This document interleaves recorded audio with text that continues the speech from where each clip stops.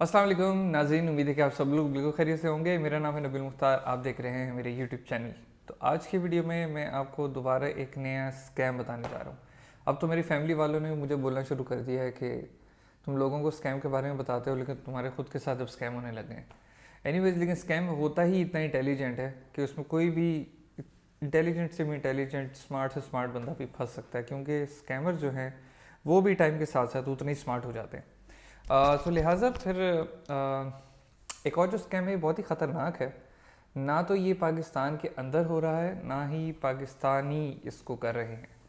तो ये एक बड़े अपनी मुनफरद सा स्कैम है और बहुत ही ख़तरनाक किस्म का स्कैम है। उससे पहले मैं आपको बताता चलूँ कि मैंने एक वेबसाइट बनाई है फाइंडिंग वीज़ा के नाम से। findingvisa.com पर अगर आप जाएंगे तो वहाँ पर आप जाके देख सकते हैं कि अगर आप डिजिटल नोमैड हैं, रिमोट जॉब करते हैं, या अगर आप जो है फ्रीलांस वर्क करते हैं, तो आप किस तरीके से किसी मुल्क का वीज़ा हासिल कर सकते हैं, जो कि नॉर्मल टिपिकल वीज़ा हासिल करने से ज़्यादा आसान है। तो आप जाके findingvisa.com जाके विजिट कर सकते हैं। उसके बाद नाज़रीन, अगर आप कोई होटल बुक करवाना चाहते हैं तो नीचे डिस्क्रिप्शन में मैंने एक booking.com अपनी एक वेबसाइट का लिंक दिया हुआ है। तो वहाँ से जाके आप किसी भी कंट्री का या फिर विद इन पाकिस्तान अपनी किसी भी जहाँ पे आप विजिट करना चाहते हैं वहाँ का होटल आप बुक करवा सकते हैं। नाज़रीन, क्योंकि मैंने भी रेफरेंस आपको वीज़ा और होटल बुकिंग से दिया, तो इसका मतलब ये है कि कुछ इंटरनेशनल स्कैम होने जा रहे हैं। मज़े की बात यह है कि मैंने जैसे आपको पहले बताया कि ये स्कैम ना तो पाकिस्तान में हो रहा है, ना ये स्कैम पाकिस्तानी कर रहे हैं, लेकिन स्कैम पाकिस्तानियों के साथ हो रहा है। तो ये जो है इस पर आज जो है बड़ा गौर कीजिएगा इस पर, और मेरी बातों को समझने की ज़रूर कोशिश कीजिएगा। नाज़रीन, कुछ अरसे से ये बिल्कुल बिल्कुल लेजिड है, बिल्कुल सही खबर है जो मैं आपसे शेयर कर रहा हूँ। आप इसको गूगल पे या यूट्यूब पे फाइंड आउट भी कर सकते हैं।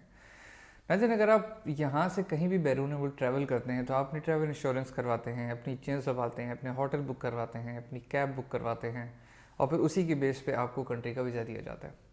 इसी तरीके से ये सारी चीज़ें फॉलो होती हैं जब आप यहाँ से बैंकॉक या थाईलैंड जाते हैं। थाईलैंड क्योंकि एक बुद्धिस्ट कंट्री है, मुस्लिम कंट्री नहीं है। और सबसे पहले मैं आपको वैसे रिकमेंड करूँगा, कोशिश करें अगर आप ट्रैवलर हैं तो मुस्लिम कंट्रीज़ में विज़िट करें। अब यहाँ पे मैं ये भी नहीं कह सकता कि मुस्लिम कंट्रीज़ में स्कैम नहीं होता। तुर्की में, दुबई में और भी बहुत सारी कंट्रीज़ में स्कैम होते हैं, और ना सिर्फ मुस्लिम कंट्रीज़ में, नॉन मुस्लिम कंट्रीज में स्कैम होते हैं, और बहुत ज़्यादा भी होते हैं, बड़े लेवल के भी होते हैं। सो वो आप पे डिपेंड करता है आप कितना स्मार्ट थॉट के साथ जाते हैं और चीज़ों को समझते हैं, और वहाँ पे जाके किस तरीके से अपने को बचाते हैं। तो नाज़रीन, आज जिस कंट्री के मैं बारे में बात कर रहा हूँ, जिस कंट्री में पाकिस्तानी के साथ स्कैम हो रहा है, वो है थाईलैंड। यहाँ से टूरिस्ट वीज़ा पे या जॉब सीकर वीज़ा पे या जॉब फाइंडिंग वीज़ा पे लोग पाकिस्तानी यहाँ से जा रहे हैं, जो कि नौजवान होते हैं, बहुत ज़्यादा पढ़े लिखे ना भी हों और पढ़े लिखे हों भी अगर, तो उनके साथ भी ये चीज़ होती है। तो वो जब थाईलैंड घूमने के लिए जाते हैं तो वहाँ पे वो देखते हैं कि जी उनके साथ जो चीज़ हो रही है वो बहुत ख़तरनाक है। नाज़रीन, जब भी वहाँ पे यहाँ से पाकिस्तानी जो टूरिस्ट वीज़ा का टिकट करवा के जाते हैं और थाईलैंड में जाने के बाद वो लैंड होते हैं, वो अपना प्रोसीजर सारा फॉलो करते हैं, उसके बाद उन्हें वीज़ा चेक करवाते हैं, अपनी अकोमोडेशन चेक करवाते हैं, उसके बाद बैंकॉक थाईलैंड के अंदर एंटर हो जाते हैं। लेकिन देखें, जो स्मार्ट लोग हैं वो लोग अपना होटल बुक करवाते हैं, उनको पता है किस जगह पे करवाना है, कौन सी सेफ़ लोकेशन है। हर कंट्री के अंदर safe unsafe location, safe unsafe cabs, safe unsafe shops सारी कंट्रीज़ में होती हैं। अब आपको मैं ये कहता हूँ कि अगर आप एक हफ्ते के लिए जा रहे हैं ना किसी कंट्री में, तो आपको एक महीना पहले उसकी रिसर्च करनी चाहिए, बल्कि उससे भी ज़्यादा रिसर्च करनी चाहिए कि कौन सी जगहों पे जाना है, कौन से रेलवे स्टेशन पे जाना है, कौन सी फ़्लाइट पे जाना है, कौन सी ट्रेन स्टेशन पे जाना है, कौन सी शॉप से क्या शॉपिंग करनी है। तो ये सारी चीज़ें आप रिसर्च करके जाएँ, आपके पास एक एक चीज़ का नाम हो, एक एक चीज़ की लोकेशन हो, और एक एक चीज़ की सारी लिस्ट मौजूद होनी चाहिए। इसी तरीके से अपने खाने की प्लानिंग, रहने की प्लानिंग सारी करके। नाज़रीन, वापस आते हैं स्कैम पे। अगर आप थाईलैंड पे जो लोगों के साथ हुआ है, मैं आपको उस लिहाज से बताऊँगा। अगर आप थाईलैंड गए हैं तो वहाँ पे थाईलैंड पे लैंड होने के बाद आप जो है वहाँ पे टैक्सी करवाते हैं। देखें, वैसे तो वहाँ पर ग्रैब होती है जो मेरी नॉलेज में है, और येंगो होगी शायद, ये दो वहाँ पे मौजूद हैं। ऊबर का मुझे आइडिया नहीं है। तो अगर इस तरह की कैब होती है, आप वो करवाते हैं, वहाँ पे आप रेटिंग देखते हैं कौन सी सही है कौन सी नहीं, उसके हिसाब से आप ट्रैवल करते हैं। लेकिन कोई ऐसे अननोन लोग जाते हैं जो इस चीज़ को ज़्यादा नहीं समझते। आप वहाँ पे गए, एयरपोर्ट से बाहर निकले और आपने वहाँ जाकर टैक्सी करवा ली, लोकल टैक्सी। दुनिया भर में कहीं भी टूरिस्ट कंट्री में जाएंगे, लोकल टैक्सी आपको बहुत ज़्यादा चार्ज करेगी। मैं आपको मलेशिया की एग्जांपल दूं, जब मैं मलेशिया गया था तो एयरपोर्ट से जो मेरी लोकेशन थी वहाँ तक जाने में मुझे कोई 50-60 रिंगिट लगे थे मलेशिया की करेंसी में। और जब मैंने लोकल टैक्सी से पूछा तो मुझे 200 से 250 रिंगिट बता रहे थे। कितना बड़ा डिफरेंस है। और आप में से कुछ लोग जो ऑलरेडी ट्रैवल कर चुके हैं, अज़रबैजान, तुर्की, दुबई, इधर उधर, तो आप लोगों को ज़्यादा आइडिया होगा इस चीज़ के बारे में। एनीवेज, तो वो लोग वहाँ जाके लोकल टैक्सी करवा लेते हैं। अच्छा, अब ये जो गैंग है वो आपकी एयरपोर्ट के कैब स्टेशन या टैक्सी स्टेशन से ही बड़ा एक्टिव होता है। उस गैंग के मेंबर्स को ये पता होता है कि ये पाकिस्तानी आ रहा है, ये बांग्लादेशी आ रहा है, श्रीलंकन आ रहा है। खैर, मैं आप पाकिस्तानी के बारे में आपको बताऊंगा। तो वो उसको देख लेते हैं, वो जाने के आपके पास आते हैं जहाँ पे टैक्सीज 200-300 रुपये उनकी लोकल करेंसी में ले रहे होते हैं, वो आपसे आके 50-60-100 बोलते हैं। आप बोलते हैं यार ये तो बहुत सस्ता है, और आप उसकी गाड़ी में जाके बैठ जाते हैं, क्योंकि आपने उसकी प्रोफाइल वेरिफिकेशन नहीं की हुई होती। किसी भी बुकिंग ऐप से अगर आप करवाएं ना, तो वेरिफिकेशन आपकी इन हैंड होती है, आपको पता होता है कितने स्टार्स हैं, क्या कमेंट हैं, क्या चीज़ें हैं। एनीवेज, होने को उनके साथ भी स्कैम हो सकता है। तो उसके बाद आप जो है टैक्सी करवाते हैं।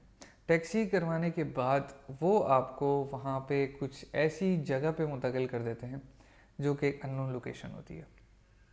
वो अननोन लोकेशन ऐसी होती है कि आपको पता नहीं होता कि वो जगह कौन सी है और आप कहाँ पे मौजूद हैं। जब आप वहाँ चले जाते हैं तो एक गैंग दूसरे गैंग के हैंड ओवर कर देता है आपको।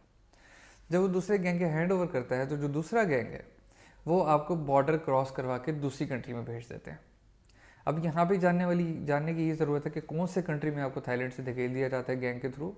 और वो सुनने में आ रहा है वो कंट्री था म्यांमार, क्योंकि म्यांमार में बहुत ज़्यादा जेनोसाइड पहले भी हो चुका है मुसलमानों के ख़िलाफ़।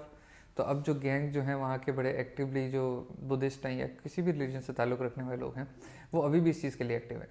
तो थाईलैंड में जो ये गैंग होता है वो एक दूसरे गैंग के आपको सपोर्ट कर देता है। उसके बाद आपको किसी भी तरीके से थाईलैंड का बॉर्डर क्रॉस करवा के म्यांमार भेज दिया जाता है।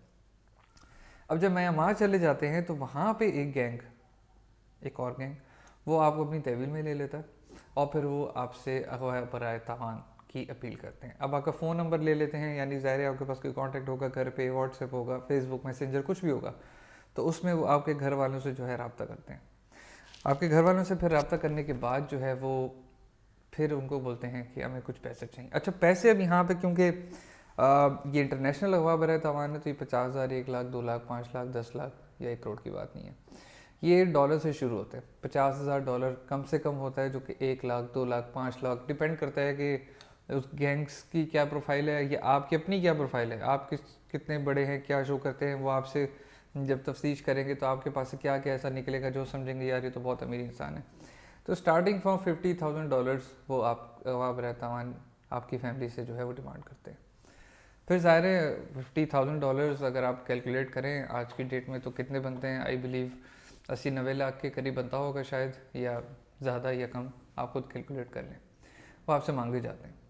उसके बाद जब वो आप दे देते हैं तो इसके बाद की अभी आगे और कोई न्यूज़ नहीं है कि वो आपको छोड़ देते हैं वहाँ से या वापस थाईलैंड भेज देते हैं या टिकट करवा के घर भेज देते हैं। इस तरह की तो कोई न्यूज़ नहीं आई है, ना इसी को न्यूज़ है कि वो आपको वहाँ मार देते हैं या फिर कहीं फेंक देते हैं नाले में या कहीं पहाड़ों में फेंक के आपको ख़त्म कर देते हैं।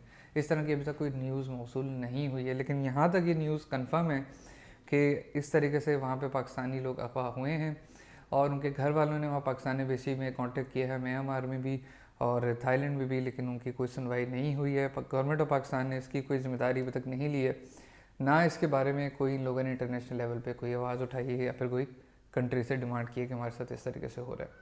तो देखें भाई, आप ऑन योर ओन हैं, पाकिस्तान में भी और पाकिस्तान से बाहर भी। तो इस चीज़ को समझने की बहुत ज़रूरत है कि आप कहीं भी ट्रैवल करें तो उसको देखभाल कर ट्रैवल करें। किसी भी कंट्री में ट्रैवल कर रहे हैं, देखें हर अच्छे बुरे लोग पूरी दुनिया में कहीं पे भी हो सकते हैं, लेकिन आपके साथ कहीं पे भी कुछ हो सकता है। पाकिस्तान में भी कुछ हो सकता है। इवन आपको पाकिस्तान में भी देख के ट्रैवल करना चाहिए कि आप कहाँ रुक रहे हैं, कहाँ खा रहे हैं, कहाँ किस पे जा रहे हैं। मेक श्योर कि कहीं भी अगर होटल करवाएं, अगर 19-20 रुपए का कुछ डॉलर्स का फ़र्क है, अच्छी जगह करवाएं, मेन सिटी सेंटर में करवाएं, ताकि वहाँ आपकी एक्सेस में हो सारी चीज़ों की, वहाँ सिक्योरिटी भी अच्छी होती है, पुलिस वगैरह सिक्योरिटी आपको सामने मिल जाती है, आपकी मार्केट्स करीब होती हैं, अट्रैक्शंस करीब होती हैं, तो वो आपके लिए बड़ा आसान होता है उसको एक्सेस करना। और अगर आप छोटे इलाकों में या दूर रिमोट एरियाज़ में कहीं जाकर रहते हैं तो वहाँ इस चीज़ों के होने का खदशा ज़्यादा रहता है।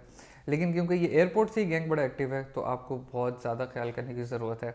और keep watching on internet and news के अभी क्या इसके बारे में क्या मामला चल रहे हैं। सो प्लीज़ अपना ख्याल रखिएगा। मैंने ये न्यूज़ देखी थी, बल्कि एक बहुत बड़े सहाफ़ी हैं पाकिस्तान के जो यूट्यूब चैनल चलाते हैं, मुझे नाम उनका याद नहीं आ रहा, अगर मुझे याद आया तो मैं उसका लिंक दे दूँगा आपको। उनकी न्यूज़ मैंने ये देखी थी तो मैंने सोचा मैं आपसे ये शेयर कर दूँ। तो प्लीज़ बी केयरफुल, कहीं भी ट्रैवल करें प्रॉपर प्लान करें, सिक्योर जगह पे प्लान करें, क्योंकि ये अकेले लोगों के साथ ज़्यादा हो रहा है, लेकिन फैमिली के साथ भी हो सकता है। तो फैमिली को कभी भी आप जो है स्टेक में ना लें इन सारी चीज़ों के। Thank you for watching my video. उम्मीद है कि आप सब लोग समझ गए होंगे। अपना ख्याल रखिएगा, अपने घर वालों का भी ख्याल रखिएगा, अपने दोस्तों से, अपने फैमिली मेम्बर से ज़रूर शेयर कीजिएगा जो ट्रैवलिंग करते हैं या ट्रैवल करने का प्लान कर रहे हैं, ताकि उनके साथ इस तरह को कोई वाक़या ना हो। अपना ख्याल रखिएगा। अल्लाह हाफिज़।